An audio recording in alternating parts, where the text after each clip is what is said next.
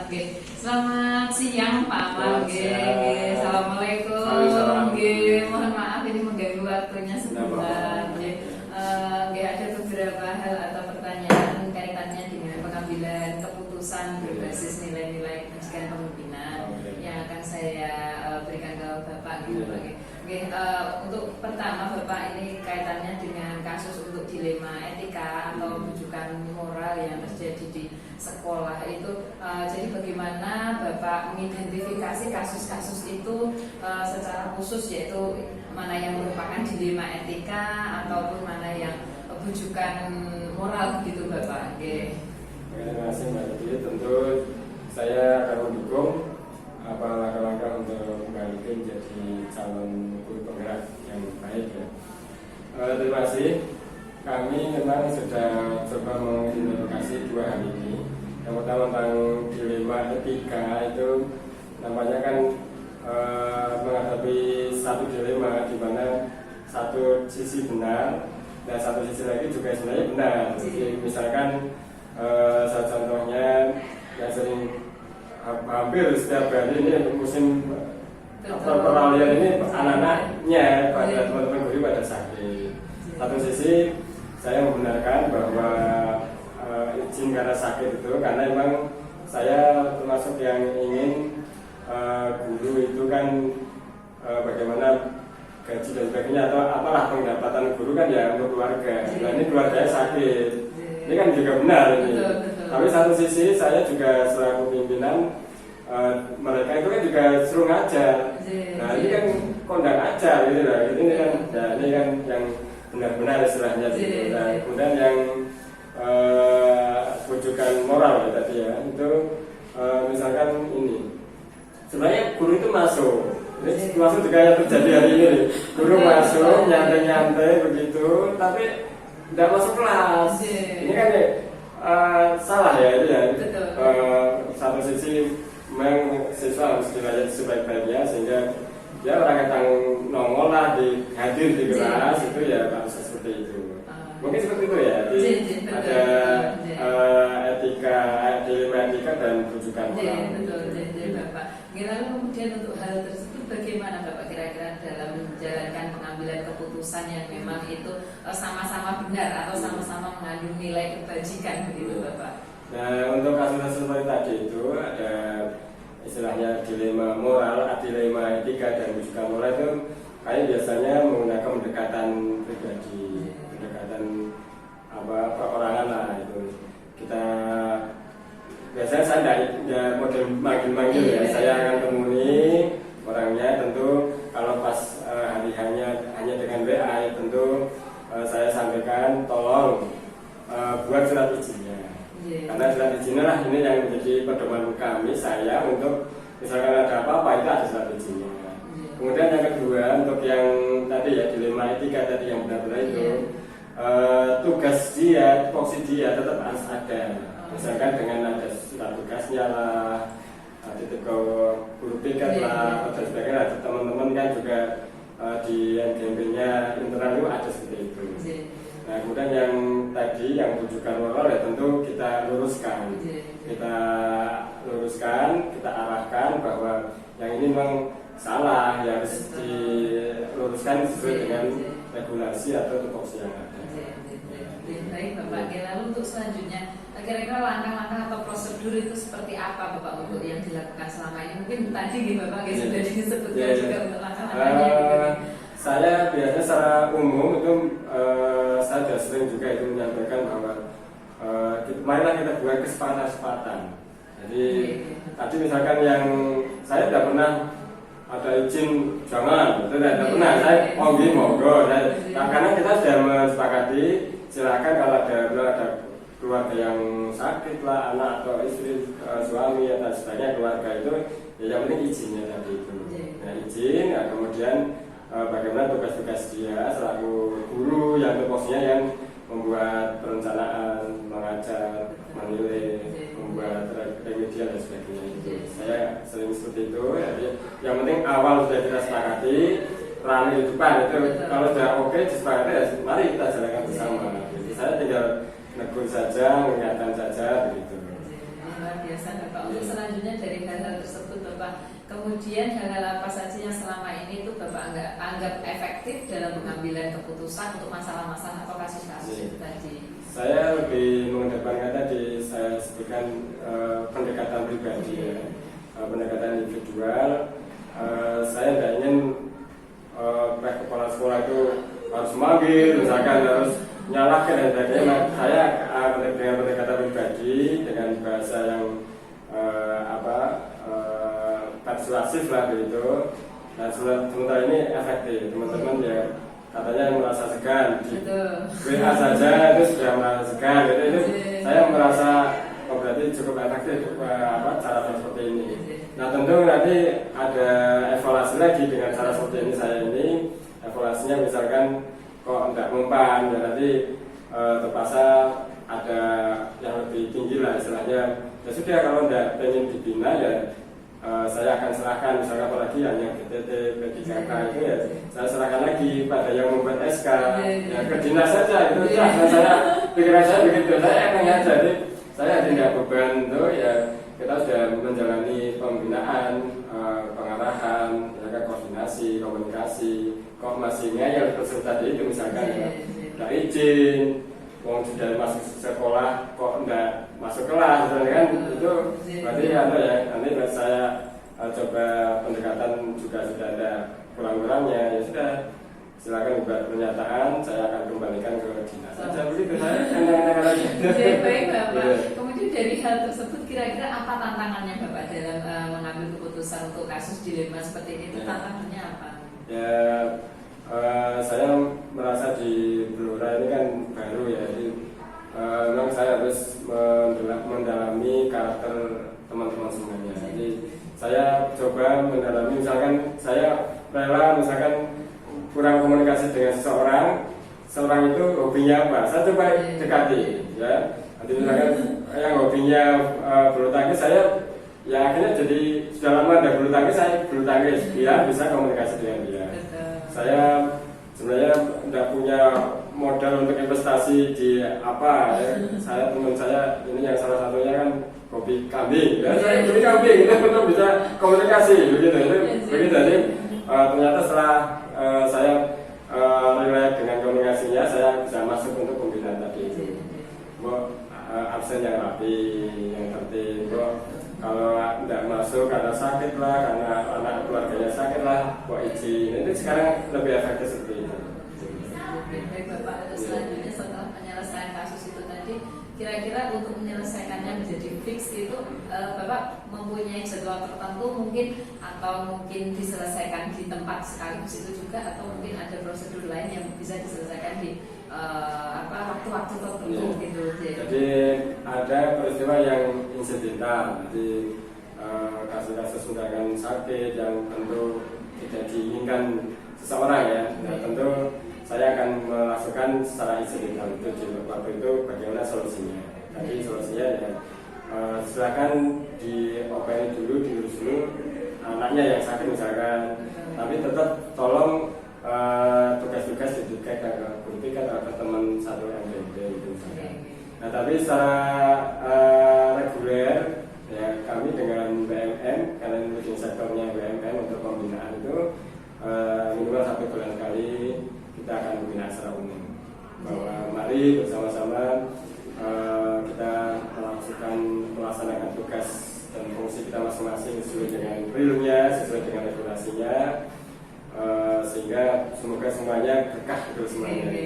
Nah itu yang saya menjadi kunci. Jadi kita pendekatan pribadi tadi itu, pendekatan religinya dan sebagainya itu yang reguler tadi itu, pembinaan secara umum, mungkin di apel lah, mungkin di pembinaan dan sebagainya.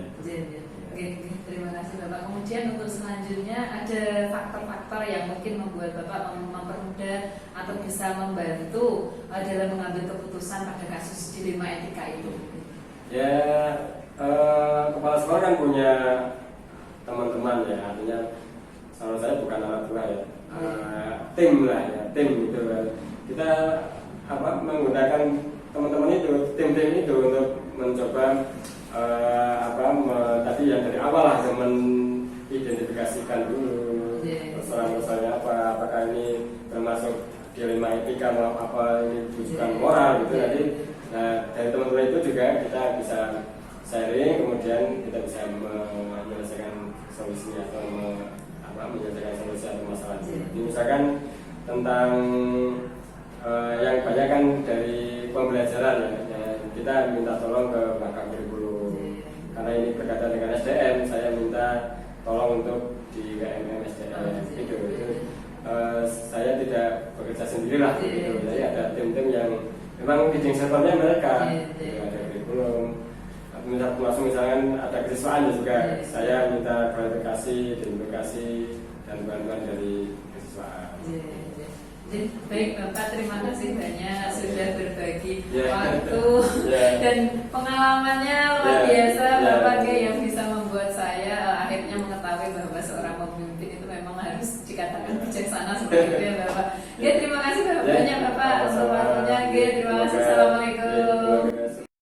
Demikianlah Bapak Ibu ulasan yaitu interview dengan Bapak Amar Ma'ruf Farudin SPDMM selaku Bapak Kepala SMK Negeri 1 Kunduran, dan banyak sekali hal-hal yang saya peroleh dari beliau, diantaranya adalah pengambilan keputusan berdasarkan nilai-nilai kebajikan sebagai seorang pemimpin dalam kasus dilema etika yang terjadi di kebiasaan atau mungkin yang terjadi di sekolah sehari-hari. Terima kasih. Assalamualaikum warahmatullahi wabarakatuh.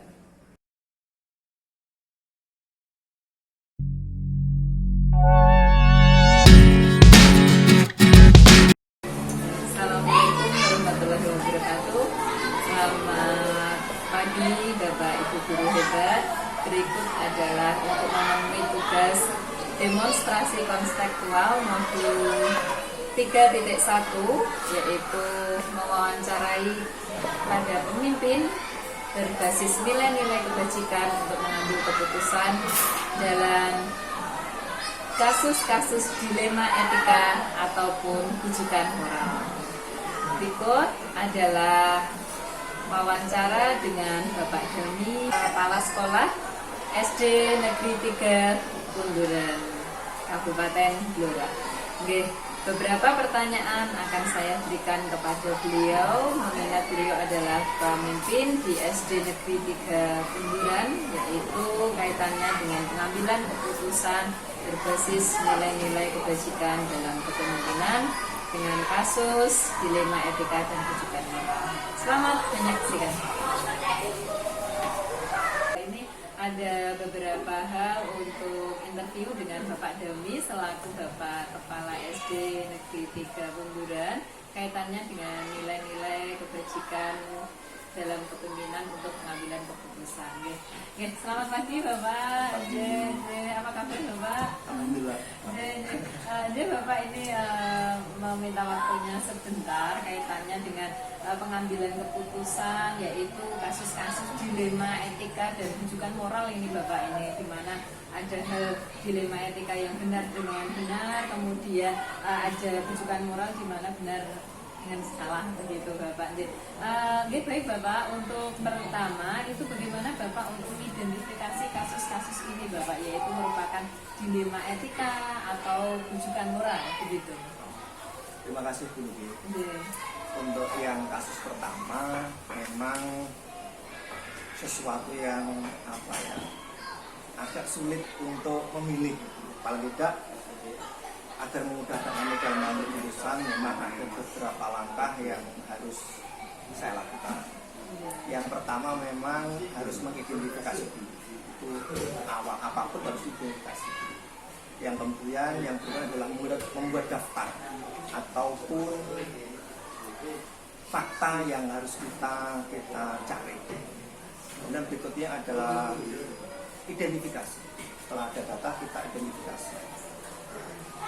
Setelah kita identifikasi, baru kemudian kita buat daftar tindakan apa yang harus kita lakukan.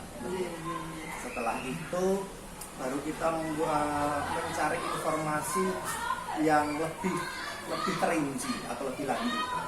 Kemudian harus kita berikan alasan yang kuat dalam mendukung ataupun pilihan pengambilan keputusan lanjutnya. Yang terakhir adalah harapannya itu membuat perubahan yang sistematis. Terima kasih Bapak.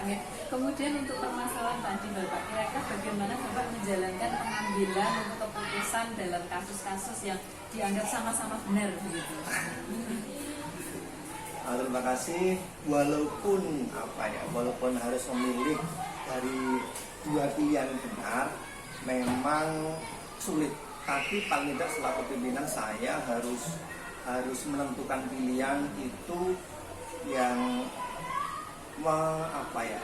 membuat tidak ada yang dirugikan. Pertama itu harus mempertimbangkan keputusan itu sesuai dengan etika atau visi misi di sekolah itu.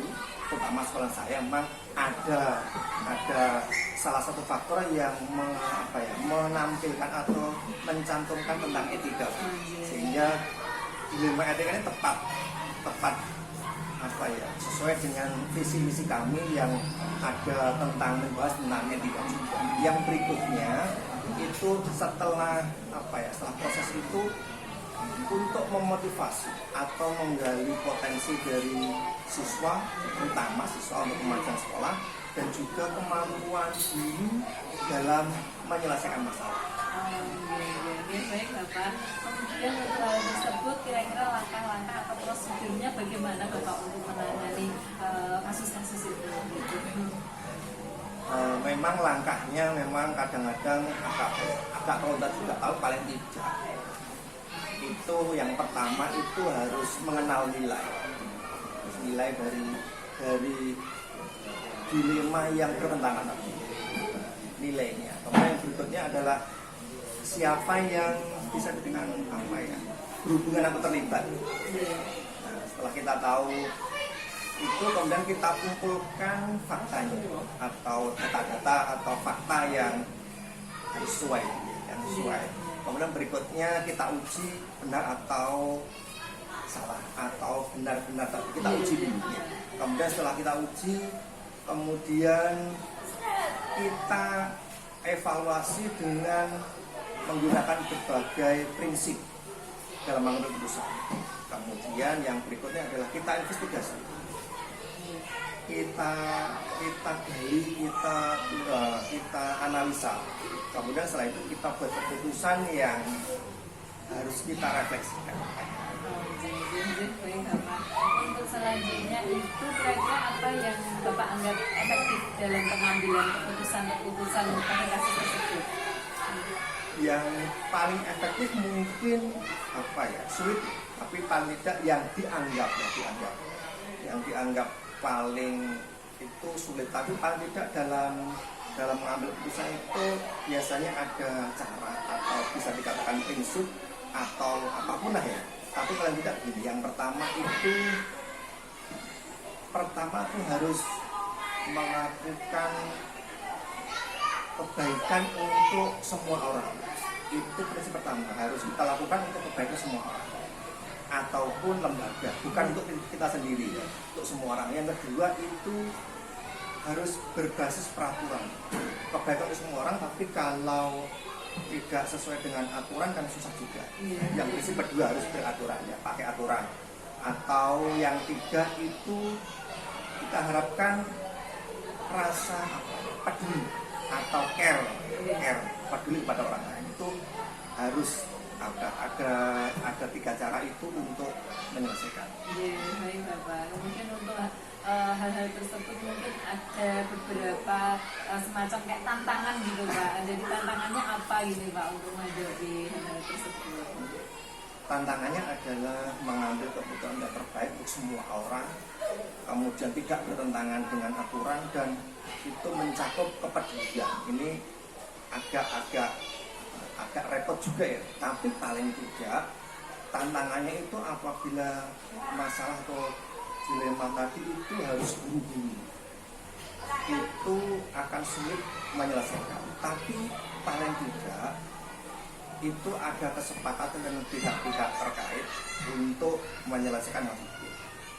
Kalau tidak buru-buru, nah ini mungkin apa ya, rasa kasihan itu dalam mengambil keputusan akan menjadi hal yang apa ya, karena rasa itu yang paling dominan atau paling utama dalam mengambil keputusan untuk hal yang sifatnya segera. Itu tantangan kan, segera itu sulit.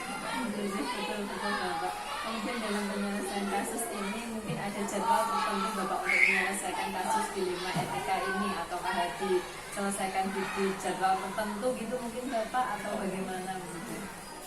Kalau sifat yang saya bisa sampaikan adalah terburu memang kami nggak bisa jadwal. Tapi apabila permasalahannya itu bisa kita tunda, apabila saya dengan sekolah tidak mampu menyelesaikan, terutama saya selaku pimpinan, akan membawa pada semacam kelompok kerja kepala sekolah. Kalaupun tidak bisa terselesaikan, bisa berbawa ke pimpinan kami untuk minta apa ya, karena minta bantuan untuk menyelesaikan hal tersebut tanpa mengurangi apa ya, beban-beban ataupun masukan dari komite, dari warga sekolah yang lain, ataupun mungkin bahkan dari siswa sekalipun, sehingga terjadwal tidak untuk semuanya, tapi hanya hal tertentu yang kami jadwalkan, tapi yang kami bisa selesaikan segera juga kami selesaikan. Oke, terima kasih Bapak. Kemudian untuk penyelesaian kasus tersebut, apa yang sekiranya itu mungkin ada faktor-faktor yang mempermudah Bapak untuk mengambil keputusan terkait kasus dilema etika ini? Kalau faktornya mungkin banyak ya. Kalau saya sebutkan pertama itu memang harus faktor apa ya, di siswa. Bisa juga itu dari orang tuanya, bisa dari guru. Nah ini faktor agama juga termasuk faktor yang penting untuk hal tersebut. Kemudian yang paling menunjang semua itu dari faktor agama, siswa, kemudian faktor lingkungan juga berpengaruh, karena lingkungan tidak bisa kita batasi. Oke, Bapak.